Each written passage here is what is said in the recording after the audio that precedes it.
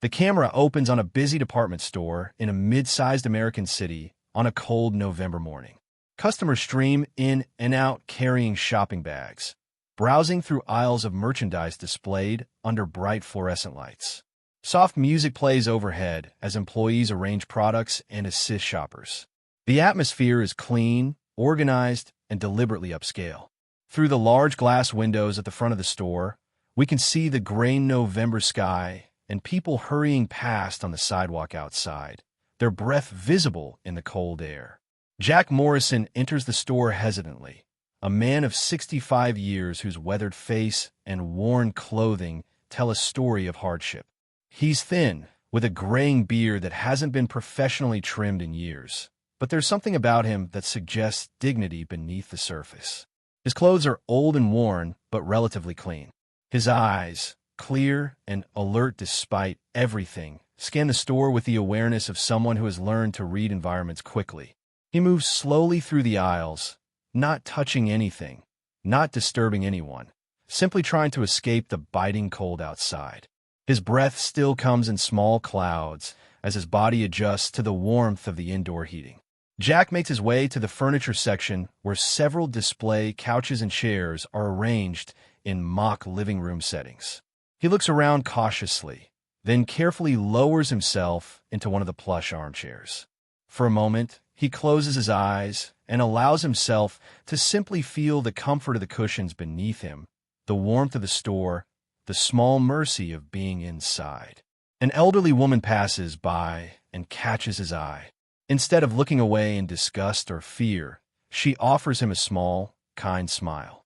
Jack returns it with a nod of respect, a gesture that speaks to the manners and dignity that homelessness hasn't stripped from him.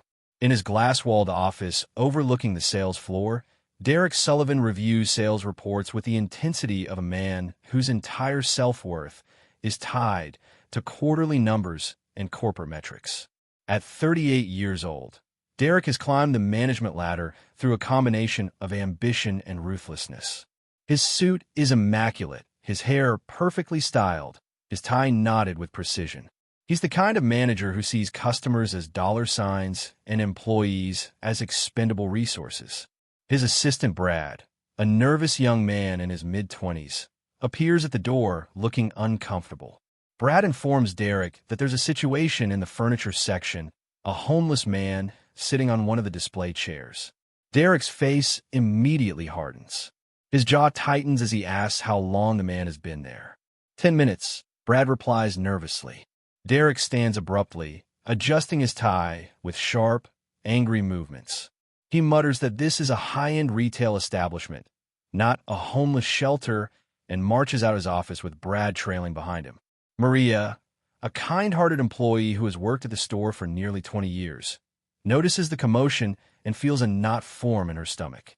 She knows Derek's temper and his complete lack of compassion for anyone he considers beneath him. Derek strides across the sales floor, his expensive shoes clicking authoritatively on the tile. He approaches Jack with the aggressive confidence of someone who has never known true hardship, never experienced what it means to have nowhere to go. His voice comes out loud and sharp, deliberately meant to draw attention. He addresses Jack with exaggerated formality that barely masks his contempt, telling him that the furniture is for paying customers and demanding that he leave immediately. Jack opens his eyes slowly, taking in Derek's hostile posture and angry expression. There's no surprise in Jack's eyes, only the weary recognition of someone who has faced this kind of treatment many times before. Jack begins to stand, moving slowly, his joints stiff from the cold and from sleeping on hard surfaces. He apologizes quietly, explaining that he was only trying to warm up for a few minutes. His voice is hoarse but educated, his words chosen carefully and spoken with respect. But Derek isn't interested in explanations or apologies. He responds that this isn't a public warming center, that it's a commercial establishment, and that if Jack has no intention of purchasing anything, he cannot remain on the premises. His voice grows louder with each word, and other customers begin to notice. Some stop their shopping to watch. A few look uncomfortable. Others nod in agreement with Derek's actions. Maria moves closer, her face showing concern and compassion. She tries to intervene gently, suggesting that perhaps the situation could be handled differently. But Derek cuts her off sharply without even looking at her. He tells her to return to her work and let him handle the situation. The dismissal in his voice makes it clear that he considers her concerns irrelevant. Jack is now standing, maintaining what dignity he can despite the public humiliation. He tells Derek that he understands and will leave now. But Derek isn't finished. He adds venomously that Jack shouldn't come back, that next time he'll call security immediately, and that they don't want people like him frightening their customers. Those three words hang in the air with devastating weight. People like him. Jack's face shows the impact of the phrase, though he tries to hide it. He walks toward the exit with his head up, refusing to let Derek see how deeply the humiliation has cut. As he passes through the store, a small child stares at him with innocent curiosity, but the child's mother quickly pulls her daughter close and hurries away, as if poverty might be contagious. Jack pushes through the front doors and steps back out into the cold November morning. Outside, Jack walks across the parking lot to a public bench near the bus stop. He sits down heavily and for a moment allows his face to drop into his hands. The weight of years of rejection, of invisibility, of being treated as less than human presses down on him. In his mind, images flash unbidden. Memories of another time, another version of himself. Jack Morrison at 19, in military uniform, young and strong and full of purpose. Jack surrounded by brothers in arms, all of them believing they were serving something greater than themselves. Jack receiving commendations for bravery. The contrast between that young man and the person he has become is almost too painful to bear. A middle-aged man in a business suit walks past the bench and, without making eye contact, tosses some loose change into an empty coffee cup sitting near Jack's feet. The coins clatter loudly. Jack looks at the money, then at the man's retreating back. He calls out a thank you, but the man either doesn't hear or pretends not to, continuing on his way without acknowledgement. Jack stares at the coins for a long moment, these small pieces of metal that represent the full measure of his worth in the eyes of most people who pass him. 55 years ago, he was a soldier, a hero to some, a man who mattered. Now he's invisible, reduced to nothing more than an inconvenience to be swept aside or acknowledged with spare change and averted eyes. The cold wind picks up, and Jack pulls his worn jacket tighter around his body, preparing to face another day of survival on streets that have forgotten he exists.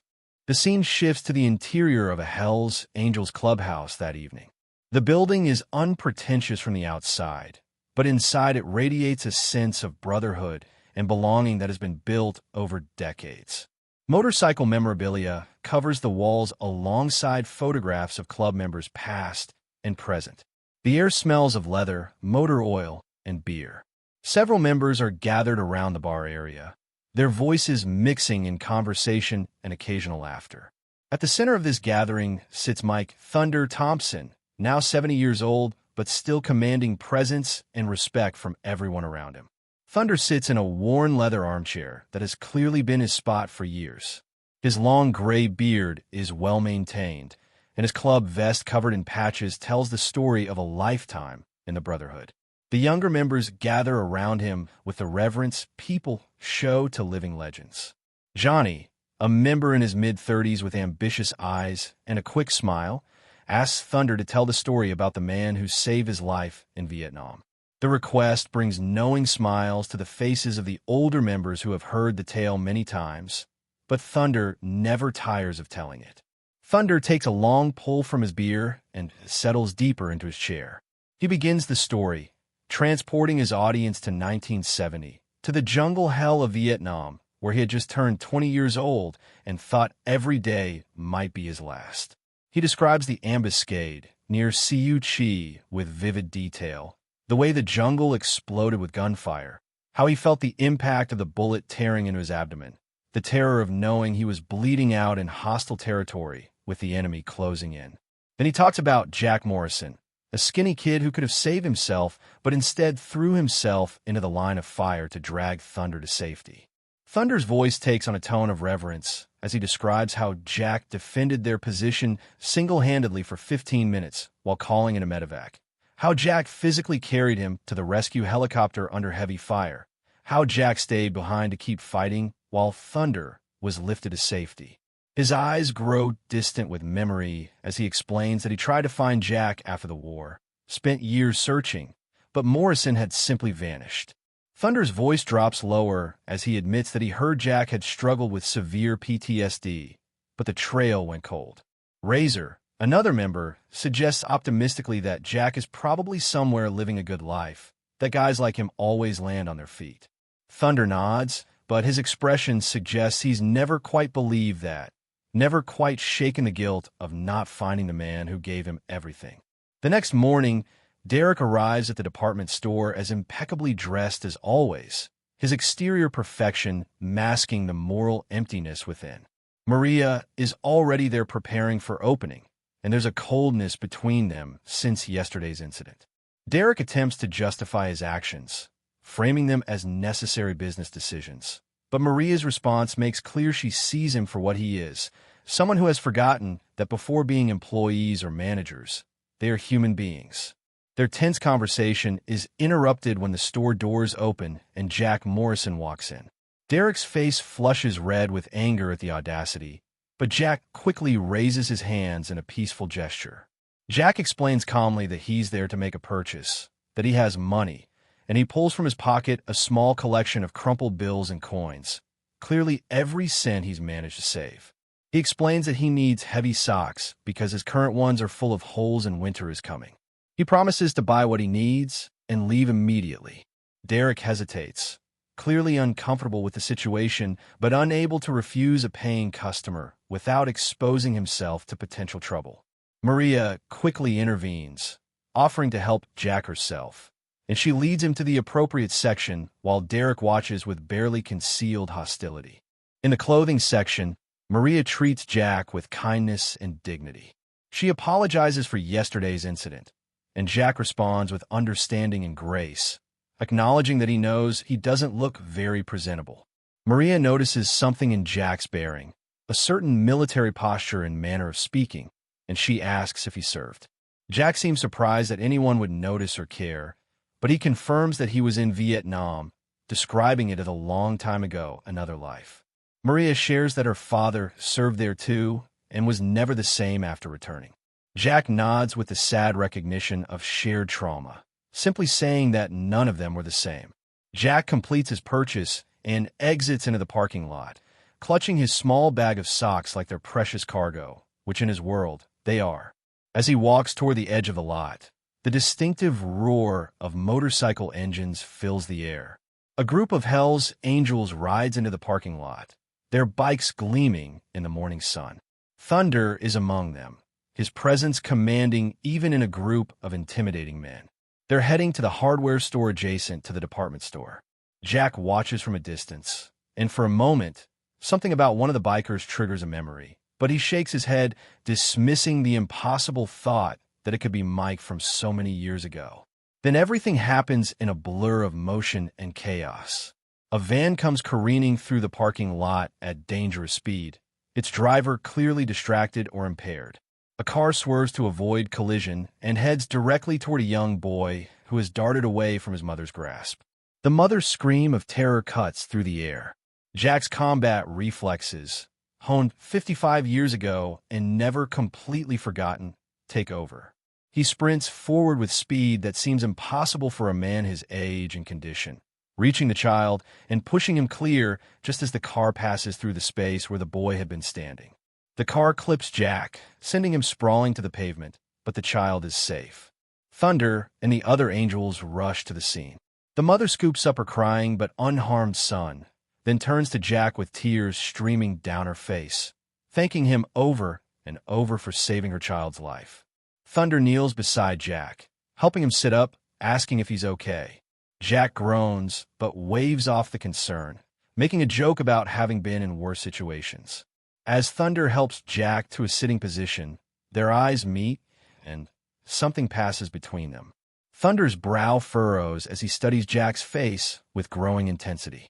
There's something familiar, something that tugs at memories from decades past. Thunder asks Jack if he served in the military, explaining that he recognizes a brother when he sees one. Jack seems surprised by the question, but confirms he was in Vietnam from 1968 to 1971. Thunder's face goes pale.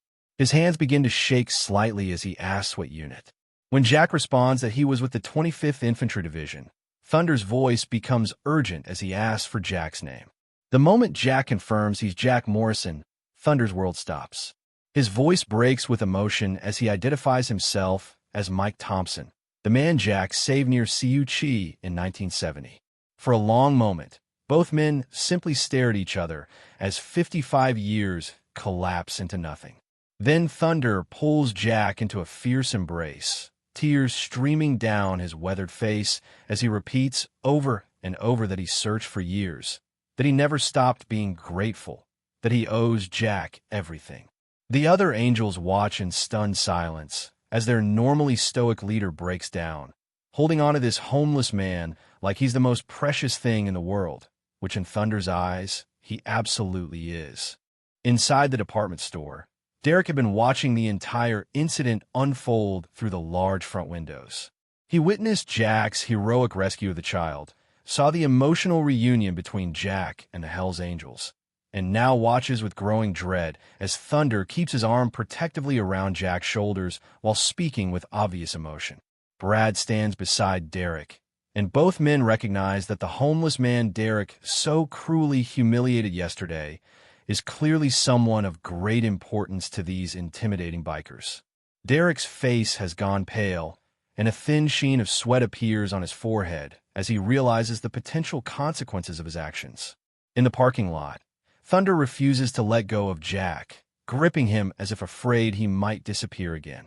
He demands to know where Jack has been, what happened to him, how he ended up on the streets. Jack's face shows shame and embarrassment as he tries to deflect, saying it's a long story and not a pretty one. But Thunder looks at Jack's worn clothing and immediately understands the situation. His voice thick with emotion, Thunder introduces Jack to the other club members, explaining that this man is a true hero who saved his life in Vietnam and just moments ago saved that child. The Angels, men who respect courage and loyalty above all else, treat Jack with immediate reverence, shaking his hand and calling him brother. Thunder asks directly where Jack is staying, and when Jack tries to avoid answering, Thunder's voice becomes firm but caring. He explains that Jack gave him 55 extra years of life, years in which Thunder built a family, had children and grandchildren, built the brotherhood around him. Jack finally admits he stays under a bridge, trying to make it sound better than it is by saying he keeps mostly dry. Thunder's face hardens with determination as he immediately orders one of the members to bring a bike. He tells Jack firmly that he's coming home with Thunder, that this isn't up for debate, that Thunder has waited 55 years to properly thank him and won't take no for an answer.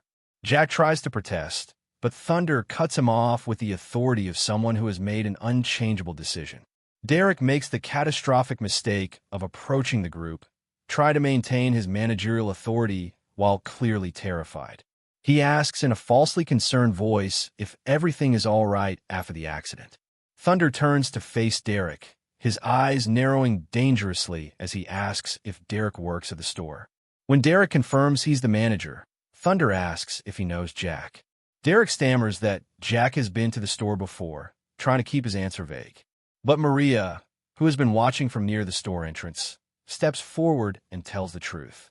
She explains clearly and loudly that Derek humiliated Jack the previous day, threw him out of the store in front of customers simply because he was sitting down trying to get warm, treated him like garbage because of how he looked. The temperature in the parking lot seems to drop as Thunder's face transforms into something dangerous. The other angels move closer, forming an intimidating semicircle around Derek, who begins backing away. Thunder's voice becomes low and controlled, the kind of quiet that's far more threatening than shouting. He tells Derek that Jack is a war hero, that Jack saved his life, and that Derek treated him like trash. Derek tries to defend himself, stammering about store policies and paying customers and not knowing Jack's history. Thunder cuts him off, moving forward as Derek retreats. Thunder tells Derek that he didn't need to know anything about Jack's past, that basic human decency should have been enough, that treating people with respect shouldn't require a resume or background check. Jack puts a restraining hand on Thunder's arm, telling him it's not worth it, that Derek isn't worth the trouble. Thunder turns to Jack with frustration, asking how Jack can be so forgiving of someone who treated him so badly. Jack simply says he's dealt with worse, and that violence won't change anything. Thunder stares at Jack for a long moment, then turns back to Derek with a look that promises consequences. He tells Derek that he's incredibly lucky that Jack is a better person than Derek deserves, but that this situation is far from over. Derek retreats quickly into the store, and through the windows, they can see him hurrying toward his office, clearly shaken. Thunder places a helmet on Jack's head with surprising gentleness, telling him it's time to go home. Jack asks what he means by home, and Thunder explains that he means Thunder's house, that they're going to talk about what Jack needs and how they're going to fix his situation. Jack tries one more time to protest, saying he doesn't want charity, but Thunder responds firmly that this isn't charity, it's family, it's brotherhood, it's paying a debt that can never truly be repaid. He tells Jack to get on the motorcycle, and there's no room for argument in his voice. Jack, with tears streaming down his weathered face, climbs onto the bike behind Thunder. The group of motorcycles starts up with a thunderous roar, and they pull out of the parking lot with Jack in the middle of the formation, protected on all sides by brothers he didn't know he had. The motorcycles ride through town, and for Jack, the experience is surreal. For the first time in years, he's part of something, surrounded by people who see him as valuable, as worthy of protection and care. The wind rushes past as they ride, and Jack closes his eyes for a moment, feeling something he thought he'd lost forever, a sense of belonging, of purpose, of being more than invisible. They arrive at a comfortable middle-class home in a quiet neighborhood, and as Thunder helps Jack off the bike, the front door opens. Thunder's wife, Linda, emerges, and when Thunder introduces Jack, explaining who he is, Linda's hands fly to her mouth. Tears immediately fill her eyes as she rushes forward to embrace Jack, thanking him over and over for giving her back her husband, for allowing her to have her family. Over the following days, Thunder makes it his mission to restore Jack's life. He takes Jack to doctors for long overdue medical care, to dentists, to counselors who specialize in PTSD. Thunder calls in favors from throughout the Angels network, finding Jack not charity, but opportunities, a job working in a custom motorcycle shop owned by a club member, a small but comfortable apartment above the shop. Thunder organizes a special meeting at the clubhouse where Jack is formally recognized by the entire club, where his story is told and his heroism celebrated. The Angels vote unanimously to consider Jack an honorary member, offering him the protection and brotherhood of the club for life. But perhaps the most important moment comes when Thunder drives Jack back to that department store. This time, Jack walks in wearing clean clothes that fit properly, his beard neatly trimmed, his head held high. Thunder walks beside him, along with Razor and Johnny. They go directly to Derek's office. Derek looks up, and his face drains of color as the four men enter. Thunder doesn't threaten or yell. Instead, he calmly explains that Jack will be shopping in this store regularly from now on, that he'd better receive the same excellent customer service as anyone else, and that Thunder will be checking in regularly to ensure this happens. Derek nods frantically, unable to speak. As they turn to leave, Jack stops and looks back at Derek. He tells Derek quietly that he hopes one day Derek learns that a person's worth isn't measured by their bank account or appearance, that everyone has a story, that kindness costs nothing. Derek sits in stunned silence long after they leave. In the final scene, Jack stands outside the motorcycle shop as the sun sets, watching Thunder and the other Angels working on their bikes. Linda calls from inside, telling Jack dinner is ready. Thunder looks up and waves, calling Jack over. As Jack walks toward his new family, toward this second chance at life that seemed impossible just weeks ago, his face shows something it hasn't shown in years. Hope, dignity, joy. The camera pulls back, showing Jack surrounded by people who value him, who see him, who love him. The homeless veteran who was once invisible has been found, has been restored, has been reminded that heroes never truly lose their worth. Sometimes they just need someone to remember who they are. Thunder keeps his arm around Jack's shoulders as they walk inside together. Two brothers reunited across time, their bond proven stronger than the decades and hardships that try to keep them apart.